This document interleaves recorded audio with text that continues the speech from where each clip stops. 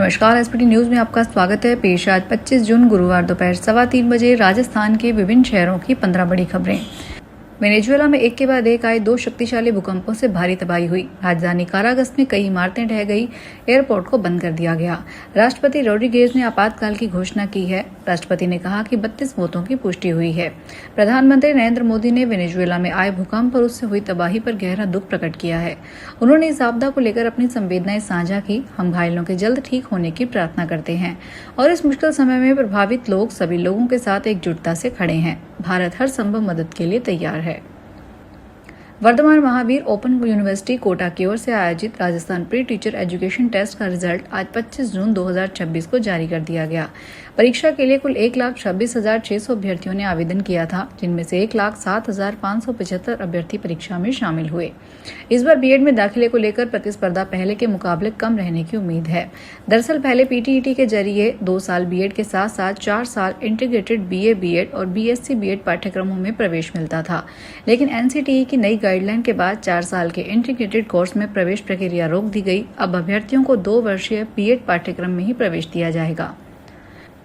Middle east से भारत आ रहे 30 जहाजों ने अब तक हॉर्मुज को सुरक्षित रूप से पार कर लिया है, जबकि 26 जहाज इस महत्वपूर्ण समुद्री मार्ग से गुजरने के लिए अभी भी अपनी बारी का इंतजार कर रहे हैं।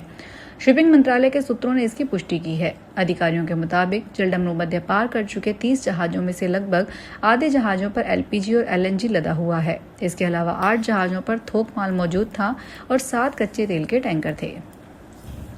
भारत पाकिस्तान सीमा से सटे राजस्थान के संवेदनशील सीमावर्ती जिलों में सुरक्षा को अभेद बनाने और अवैध घुसपैठ पर लगाम कसने के लिए प्रशासन और खुफिया एजेंसियों ने ऑपरेशन क्लीन के तहत अब तक का सबसे बड़ा मैन टू मैन सर्वे शुरू किया है। इस अभियान के तहत बॉर्डर से 50 किलोमीटर के दायरे में रहने वाले हर एक नागरिक का गहनता से घर घर जाकर वेरिफिकेशन किया जाएगा। मामले की संवेदनशीलता को देखते हुए जैसलमेर के एसपी अभिषेक शिवहरे ने स्पष्ट किया है कि बॉर्डर से सटे इलाकों में सुरक्षा को चाक चौबंद रखना और इस तरह की जांच करना एक निरंतर चलने वाली सामान्य प्रक्रिया है, जिसके तहत हर गतिविधि पर नजर रखी जा रही है। मानसून में यमुना के अतिरिक्त पानी को हथिनी कुंड से राजस्थान के हासियावास तक पहुंचाने की राह आसान हो गई है। हरियाणा और राजस्थान के बीच सोमवार को मेमोरेंडम ऑफ एग्रीमेंट पर हस्ताक्षर होंगे।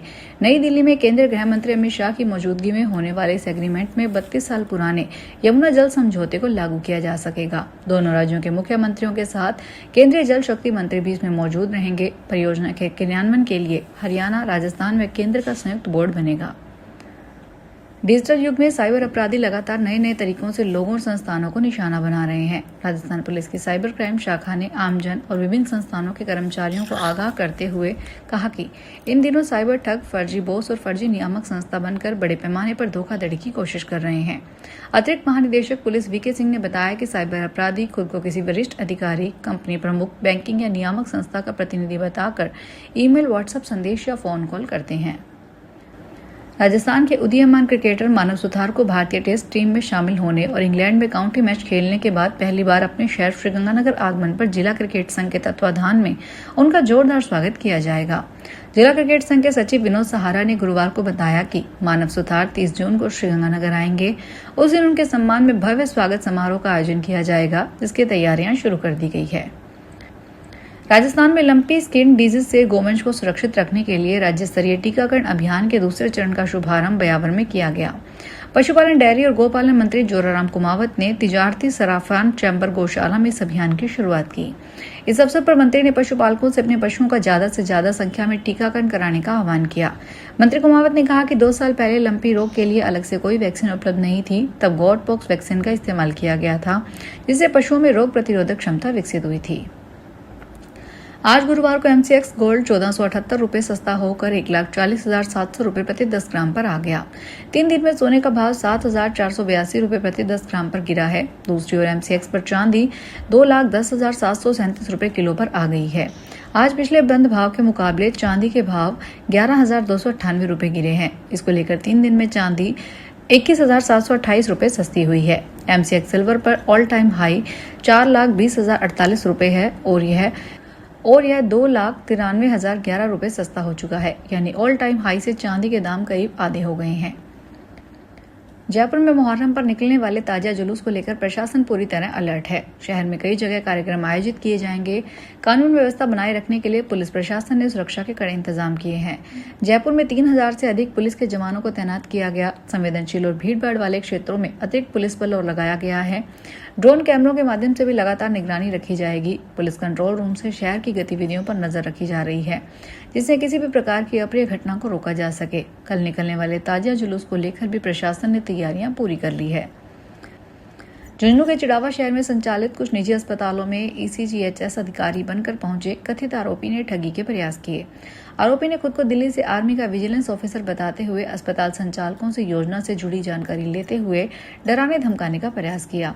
हालांकि अस्पताल संचालकों और ECHS पॉलीक्लिनिक चिड़ावा के अधिकारियों की सतर्कता से वारदात टल गई। मामला सामने आने के बाद चिड़ावा ECHS प्रभारी ने टीम को भेजकर कथित ठग को पकड़ने के प्रयास किए, मगर आरोपी कार से फरार हो गया। बाड़मेर नगर परिषद आयुक्त शहरी सेवा शिविर के बीच में अचानक बिना सूचना छुट्टी पर चले गए। 3 दिनों से बिना सूचना मुख्यालय से बाहर हैं।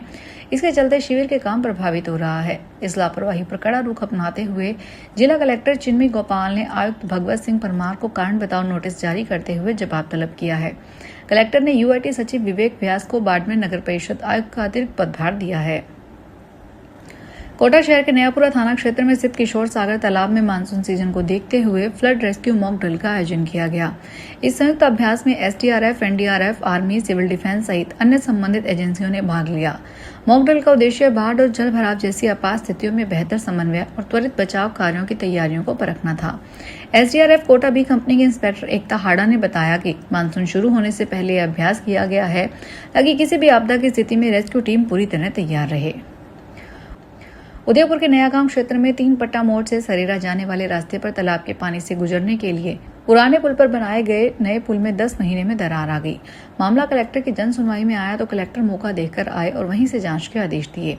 अब जिला परिषद की एक टीम ने इस पुल के निर्माण में क्वालिटी की जांच शुरू की है। असल में ग्रामीणों से लेकर जनप्रतिनिधियों ने इस बात की शिकायत की थी कि सरेरा ग्राम पंचायत में डाडमिया पुल के निर्माण में घटिया सामग्री का उपयोग किया गया। राजस्थान के अलवर जिले में पुलिस को एक बड़ी कामयाबी मिली है। उद्योगनगर थाना पुलिस और जिला विशेष टीम ने एक साथ मिलकर कार्रवाई करते हुए शहर के राठी मार्केट में हुई ATM डकैती का पर्दाफाश किया है। पुलिस ने इस मामले में अंतर्राज्यीय गिरोह के 2 सक्रिय सदस्यों हम्बीर सिंह और कमलेश को दबोचा है। पकड़े गए बदमाशों के पास से वारदात में इस्तेमाल और चोरी की गई गाड़ियां भी बरामद की गई है। फिलहाल इस बुलेटिन में इतना ही, फिर हाजिर होंगे बड़ी खबरों के साथ। अगर आप भी अपने आसपास की छोटी बड़ी और महत्वपूर्ण खबरों से अपडेट रहना चाहते हैं तो सब्सक्राइब कीजिए हमारे चैनल SPT न्यूज को और प्रेस कीजिए बेल आइकन पर।